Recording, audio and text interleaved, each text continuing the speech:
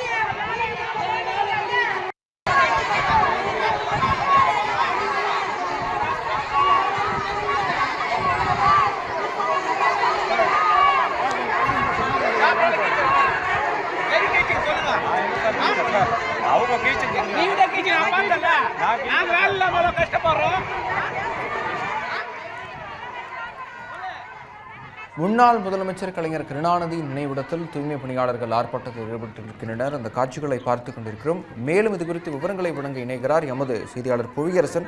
புவி, விவரங்களை வழங்கலாம். வணக்கம் விக்னேஷ். சென்னை மெரினா கடற்கரையில் உள்ள முன்னாள் முதல்வர் கருணாநிதி அவர்களின் சமாதி அருகே தூய்மை பணியாளர்கள் திடீர் போராட்டத்தில் ஈடுபட்டதால் பெரும் பரபரப்பான சூழல் ஏற்பட்டிருக்கிறது. சென்னை மாநகராட்சியில் தூய்மை பணியாளர்கள் வேலையை தனியார் மயமாக்குவதை நிறுத்த வேண்டும், மேலும் தங்களுக்கு பணி நிரந்தரம் வழங்கிட வேண்டும் போன்ற கோரிக்கைகளை வலியுறுத்தி தொடர் போராட்டங்களை தூய்மை பணியாளர்கள் நடத்தி வருகின்றனர். குறிப்பாக சென்னை மாநகராட்சியின் 5 மற்றும் 6 ஆகிய மண்டலங்களைச் சேர்ந்த தூய்மை பணியாளர்கள் இந்த தொடர் போராட்டங்களை முன்னெடுத்து வருகின்றனர். கடந்த ஆகஸ்ட் மாதம் முதல் தங்களது இந்த கோரிக்கைகளை வலியுறுத்தி ரிப்பன் மாளிகையை முற்றுகையிட்டு தொடர் போராட்டங்களை தூய்மை பணியாளர்கள் நடத்தியிருந்தனர். அதனைத் தொடர்ந்து மெரினா கடற்கரையில் இறங்கி போராடினர். சென்னை முக்கிய சாலைகளை முற்றுகையிட்டு இந்த போராட்டத்தை ஈடுபட்டிருந்தனர். திமுக அளித்த தேர்தல் வாக்குறுதியை நிறைவேற்ற கோரி கடந்த 5 மாதங்களாக இந்த போராட்டம் நடத்தியும் தூய்மை பணியாளர்களுக்கு எந்தவித தீர்வும் எட்டப்படாத நிலையில் சென்னை தேனாம்பேட்டை பகுதியில் உள்ள திமுக தலைமை அலுவலகமான அண்ணா அறிவாலயம் முன்பு முற்றுகை போராட்டத்தில் தூய்மை பணியாளர்கள் இன்று முன்னெடுத்தனர். அதே சமயம் திடீர் சாலை மறியலில் ஈடுபட்டதால் அப்பகுதியில் பெரும் பரபரப்பான சூழல் ஏற்பட்டது. அதனைத் தொடர்ந்து புவியரசன், விவரங்களுக்கு நன்றி. தொடர்ந்து இணைப்பில் இணைஞ்சிருங்க. மேலும் இது குறித்த விரிவான விவரங்களை வழங்குவதற்காக இணைகிறார் எமது மூத்த துணை ஆசிரியர் ஜோ மகேஸ்வரன். விவரங்களை வழங்கலாம். விக்னேஷ், தூய்மை பணியாளர்களுடைய போராட்டம் என்பது 150 நாட்களை கடந்து தொடர்ந்து கொண்டிருக்கிறது. கடந்த ஆகஸ்ட் மாதத்திலிருந்து அவர்கள் தங்களுடைய போராட்டத்தை முன்னெடுத்து வருகிறார்கள். அவர்கள் முன்வைக்கிற மிக முக்கியமான கோரிக்கை என்னவென்றால், தூய்மை பணிகளை சென்னை மாநகராட்சியை பொறுத்த வரைக்கும் தனியாருக்கு விடக்கூடாது. 5, 6, 7 வார்டுகள்ல அதே போல அவர்களுக்கான ஊதியத்தை, பணி பாதுகாப்பை உறுதி செய்ய வேண்டும், ஊதியத்தை உயர்த்தி வழங்க வேண்டும், அது அரசு வகுத்திருக்கிற விதிமுறைகள் படி என்று தொடர்ச்சியாக தங்களுடைய போராட்டத்தை முன்னெடுத்துக் கொண்டிருக்கிறார்கள். அவர்கள் முதல்ல மாநகராட்சி அலுவலகத்தின் முன்பாக, ரிப்பன் பில்டிங் முன்பாக ஆகஸ்ட்ல போராட்டம் நடத்தினாங்க. அதற்கு பிறகு பல்வேறு இடங்கள்ல பல்வேறு கட்டமான பல்வேறு வடிவங்கள்ல தங்களுடைய போராட்டத்தை தொடர்ந்து கொண்டிருக்கிறாங்க. இப்ப இது நாள் வரைக்கும் பாத்தீங்கன்னாக்கா கோட்டையை நோக்கி பேரணி, போராட்டம், ஆர்ப்பாட்டம், மாநகராட்சி அலுவலகத்திற்கு முன்பாக ஆர்ப்பாட்டம் என்று தொடர்ந்து கொண்டிருக்கிறார்கள். இப்ப நேரடியாக திமுகனுடைய அலுவலகம், தலைமை அலுவலகம் சென்னை தேனாம்பேட்டையில அண்ணா சாலையில அமைந்திருக்கிறது. அண்ணா அறிவாலயத்தை முற்றுகையிட்டு இன்றைக்கு காலையில ஒரு போராட்டத்தை நடத்தினாங்க. உடனடியாக அங்கு சாலை மறியலிலும் ஈடுபட்டாங்க.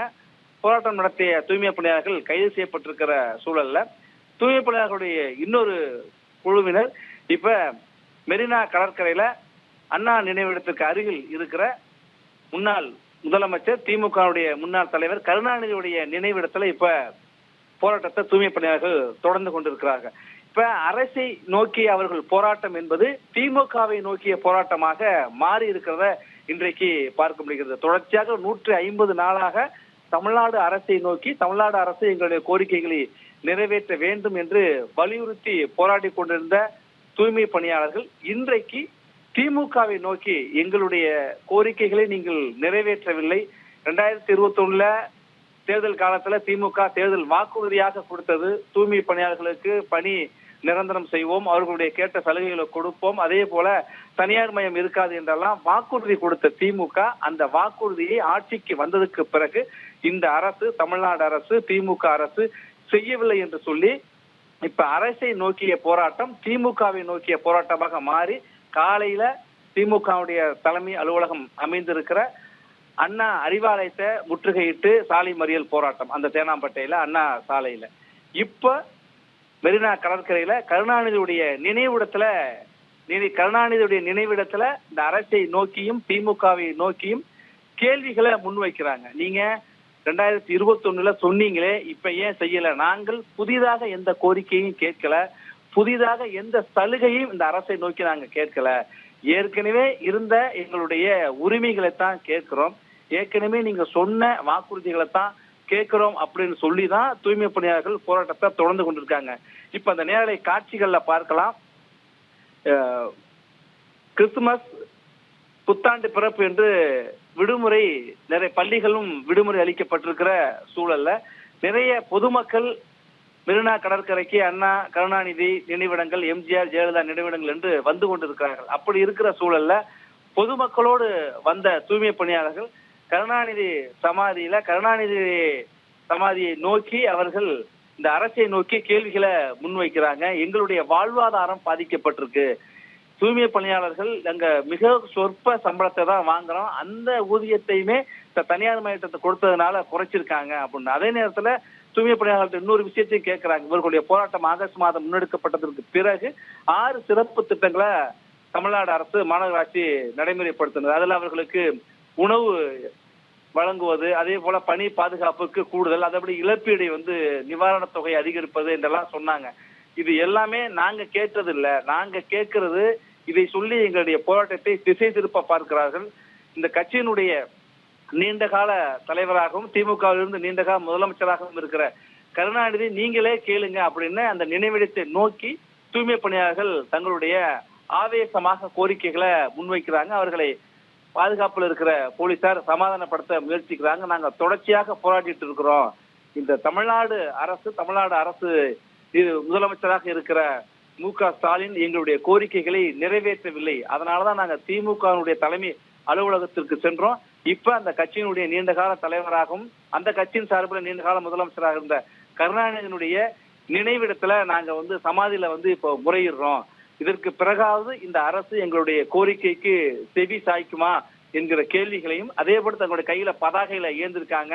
எங்களுக்கு சமூக நீதி ஆட்சின்னு சொல்றீங்க, சமூக நீதி திராவிட மாடல் ஆட்சின்னு சொல்றீங்க, ஆனால் தூய்மை பணியாளர்கள் எங்களுடைய வாழ்வாதாரத்தை இழந்து நாங்கள் போராடி கொண்டிருக்கிறோம், எங்களுக்கு தேவை சமூக நீதி என்று பதாகைகளை கையில ஏந்தியும் தங்களுடைய கோரிக்கைகளை உறக்க சொல்லி, ஆனா அந்த பதாகை அவர்களுக்கு பிடித்திருக்காத கையில காவல்துறையை பறிக்கிறாங்க, அதுல கிழிஞ்சு போயிருக்கிறதையும் பார்க்க முடிகிறது.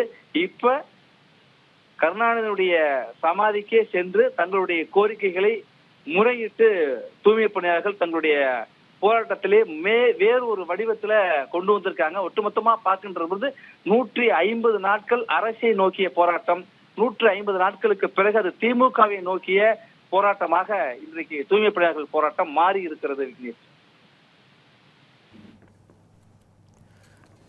விவரங்களுக்கு நன்றி ஜோ மகேஸ்வரன். திருநெல்வேலி மக்களே, நம்ம திருநெல்வேலியில உங்களுக்குன்னு ஒரு சொந்த வீடு கட்ட ஒரு பெஸ்ட் சான்ஸ் வந்திருக்கு. Yes, launching G Square Artistic Enclave Thachanallur, திருநெல்வேலியோட ஃபர்ஸ்ட் எவர் கேட்டட் கம்யூனிட்டி, அதுவும் அமிர்தா வித்யாலயம் பக்கத்திலேயே. நம்ம G Squareல மட்டும்தான் no middleman, so no extra charges. அதனாலேயே market price 13 lakhs per cent இருக்கும்போது G Square பிரைஸ் ஒரு சென்ட்டுக்கு வெறும் 6.9 lakhsல கொடுக்க முடியுது. திருநெல்வேலியில எங்க வேணா தேடி பாருங்க, இதை விட கம்மியான பிரைஸ்ல இவ்ளோ தரமான கம்யூனிட்டி கிடைக்க வாய்ப்பே இல்ல. சோ சான்ஸ் மிஸ் பண்ணாம இன்னைக்கே உங்க பிளாட்டை புக் பண்ணிருங்க. G Square Artistic Enclave.